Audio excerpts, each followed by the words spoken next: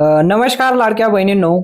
लाडक्या बहिणींचे भरपूर कमेंट येत आहे की ई-केवायसी करताना वेबसाईट सुरू होत नाही आणि वेबसाईट जर सुरू झाली तर OTP येत नाही आणि 3 ऑप्शन दिलेले आहे. तर 3 ऑप्शन पैकी कोणकोणते ऑप्शन हो म्हणायचं, कोणत्या ऑप्शनला नाही म्हणायचं, सर्व काही तुम्हाला लाईव्ह डेमो आज आपण दाखवणार आहोत.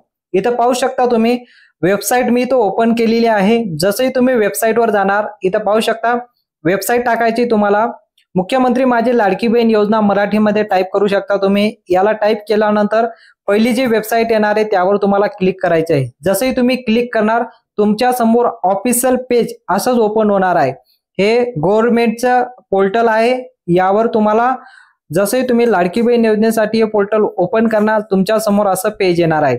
इथं तुम्ही पाहू शकता मुख्यमंत्री माझी लाडकी बहीण योजना अंतर्गत इथं पहा मुख्यमंत्री माझी लाडकी बहीण योजनेचे लाभार्थी केवायसी करण्यासाठी ई-केवायसी प्रक्रिया पूर्ण करण्यासाठी इथं क्लिक करा. तुम्हाला इथंच क्लिक करायचं आहे, कुठंच जायची गरज नाही. एकदा इथं क्लिक करायचं आहे. बघा आपण आता लाईव्ह डेमो करतो. इथं क्लिक करायचं. एकदा क्लिक केल्यानंतर तुमच्या समोर असं पेज येणार आहे. बघा पेज अतिशय सोपं आहे, काहीच नाही. 1 मिनिटामध्ये तुम्ही माहिती भरू शकता. इथं पाहू शकता तुम्ही इथं लिहिलेलं आहे ई-केवायसी मुख्यमंत्री माझी लाडकी बहीण योजना. आता पहिलं ऑप्शन काय दिलेलं आहे, लाभार्थ्यांचा आधार कार्ड क्रमांक. आता ज्या बहिणींनी लाडकी बहीण योजनेचा फॉर्म भरलेला आहे, तुम्हाला पैसे भेटत आहेत तर तुम्हाला तुमचं ई-केवायसी करून घेणं गरजेचं आहे. म्हणून तुमचा आधार कार्ड क्रमांक इथं टाकायचा आहे आणि इथं एक कॅप्चा दिलेला आहे. कॅप्चा सुद्धा पाहू शकता तुम्ही. इथं कॅप्चा आहे तुमच्याकडे. हा कॅप्चा मध्ये तुम्हाला क्लिक करायचा आहे आणि हा कॅप्चा जसा तसा फिलअप करायचा आहे. सर्वात अगोदर आपण आधार कार्ड नंबर टाकूया.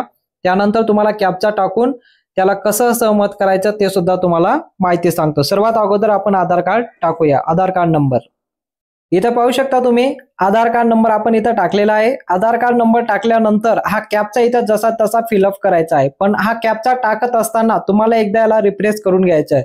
याला एकदा रिफ्रेश केल्यानंतर कॅप्चा चेंज होतो.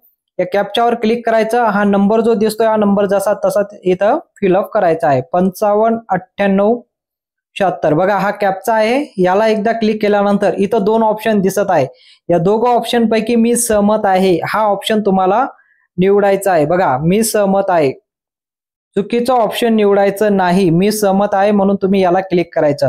तुम्ही जे आता ही माहिती दिली OTP जो येणार आहे तुमच्या मोबाईलवर OTP येणार आहे. तुमच्या आधार कार्डवर जो मोबाईल नंबर लिंक असेल त्यावर एक OTP येणार आहे. यावर क्लिक करायचं. क्लिक केल्यानंतर तुमचा आधार कार्डवर जो नंबर आहे त्यावर एक OTP येणार आहे. 6 अंकी OTP तुम्हाला आला असेल. तुमच्या आधार कार्डवर जो मोबाईल क्रमांक आहे त्यावर 6 अंकी OTP आला असेल तर तो OTP इथं फिलअप करायचा आहे. 10 मिनिटाचा याला टाइम असतो. त्या अगोदर तुम्ही इथं OTP येताच तुम्ही इथं फिलअप करून पुढे प्रोसेस करायची आहे. सर्वात अगोदर आपण इथं OTP टाकूया. OTP आलेला आहे.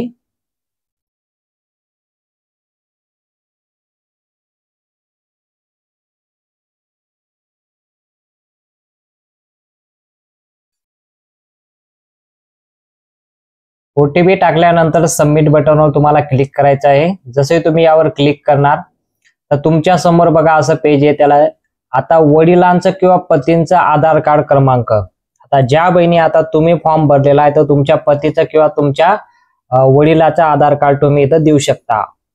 तर इथं ज्यांना प्रॉब्लेम येत असेल की वडिलांचं द्यायचं का पतीचं द्यायचं, ज्यांचं लग्न झालं असेल त्यांनी पतीचं द्यायचं. म्हणजे तुमच्या आधार कार्डवर ज्यांचं नाव असेल त्यांचा आधार कार्ड नंबर इथं तुम्हाला द्यायचा आहे. तर इथं कॅप्चा सुद्धा फिलअप करायचा आहे. कॅप्चा वगैरे जो असेल तो कॅप्चा वगैरे टाकून आधार कार्ड क्रमांक टाकून सेम प्रोसेस ज्या वेळेस आपण तुम्ही तुमच्या आधार कार्डच्या वेळेस केली त्याच पद्धतीने करायचं आहे. तर सबमिट बटनवर इथेही तुम्हाला क्लिक करायचं आहे.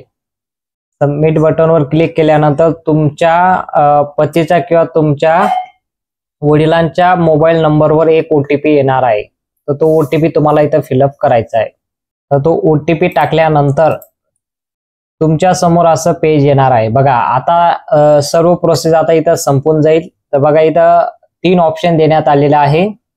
सर्वात प्रथम जात प्रवर्ग. त्यानंतर इथं एक पहिला ऑप्शन त्याला होय म्हणायचं. दुसरा ऑप्शन आहे त्याला सुद्धा होय म्हणायचं.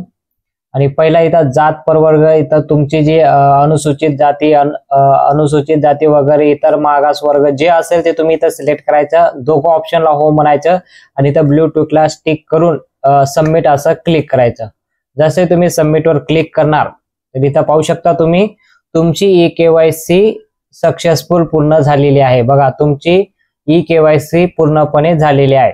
आता ज्या बहिणींची केवायसी ला प्रॉब्लेम येत असेल तर शक्यतो तुम्ही 4 वाजेनंतर तुम्ही केवायसी करू शकता। वेबसाईटवर खूप जास्त ट्रॅफिक आहे, तर तुम्ही पहाटे 4च्या अगोदरच तुमची केवायसी करून घेणं गरजेचं आहे, तरच तुम्हाला केवायसी होणं पुरेशी होईल, नाहीतर तुमची केवायसी होणार नाही। ही माहिती जर तुम्हाला आवडली असेल तर व्हिडिओला नक्की लाईक करा आणि चॅनलला देखील सबस्क्राईब करा। भेटूया पुढच्या मोठ्या अपडेट मध्ये।